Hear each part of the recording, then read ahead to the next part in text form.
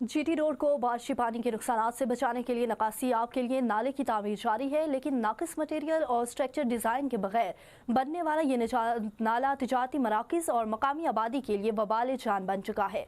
मज़ीद जान लेते हैं नुमाइंदा एम न्यूज़ वहीद मलिक से। जी वहीद, आगाह कीजिएगा।